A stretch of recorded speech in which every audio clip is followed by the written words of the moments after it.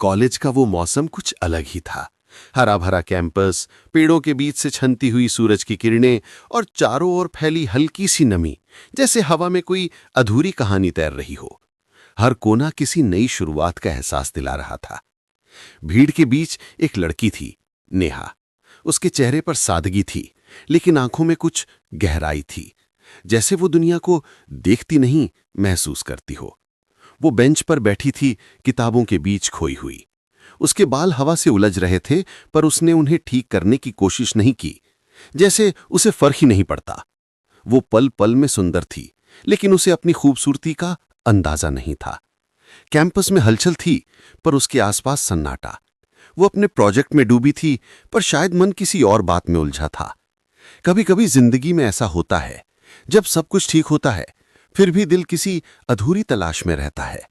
नेहा भी उसी तलाश में थी। और तभी उसकी जिंदगी में आया एक तूफान, मुस्कुराते हुए साइकिल पर सवार। उसका नाम था आरव। उसकी आंखों में बचपन की शरारत थी और चेहरे पर वो आत्मविश्वास जो किसी भी अजनबी को अपना बना दे। वो किसी फिल्म के हीरो जैसा नहीं था, लेकिन उसमें वो सच्चाई थी जो किसी भी कहानी को जीवंत बना देती है।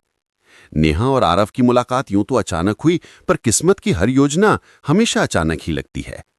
पहले दिन की वो छोटी सी टक्कर, वो गिरती किताबें और उसके बाद जो मुस्कानें बटीं, वहीं से कुछ बदल गया था। किसी को पता नहीं चला, पर हवा में अब एक अलग सी खुशबू घुल गई थी। दिन बीतने लगे। लाइब्रेरी के शांत कोनों में नेहा और आरव अक्सर साथ देखे जाते। वो दोनों प्रोजेक्ट के बहाने बैठते, लेकिन असल में तो वक्त बस बहाने ढूंढता था उन्हें करीब लाने के लिए। किताबों की खुशबू में अब हंसी खुल गई थी। पन्नों के बीच अब कहानियां नहीं, एहसास छिपे थे। नेहा अब मुस्कुराने लगी थी बिना वजह, कभी किसी मजाक पर, कभी किसी बात पर जो आरव कहता भी नहीं था, बस आंखों से जता देता था। वो आंखें जैसे कहती थीं कि मुझे मत टालो, मैं तुम्हारे हर ख्याल में हूं। शामें लंबी होने लगीं, कॉफी कप्स खाली होते गए, पर बातें खत्म नहीं हुई। हर दिन उनके बीच कुछ नया था, एक नया मजाक, एक नया राज, एक नया पल जो बस उनका था। और फिर वो शाम आई जब लाइब्रेरी की लाइट्स अचानक बुझ गई। अंधेरे में सिर्फ उनकी सांसें थीं और एक दूसरे की मौजूदगी का एहसास। आरव ने जब अपने फोन की रोशनी नेहा के चेहरे पर डाली, तो जैसे वक्त रुक गया था। उस छोटे से उजाले में नेहा का चेहरा किसी जादू से कम नहीं लग रहा था। बारिश की पहली बूंदों जैसी मासूम और सर्दियों की धूप जैसी गर्म। उस रात कुछ नहीं कहा गया, पर सब कुछ कह दिया गया।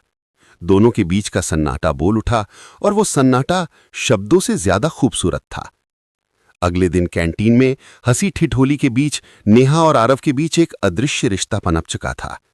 लोगों को बस दो दोस्त नजर आते थे, पर दोनों जानते थे कि ये दोस्ती किसी और दिशा में बढ़ रही है।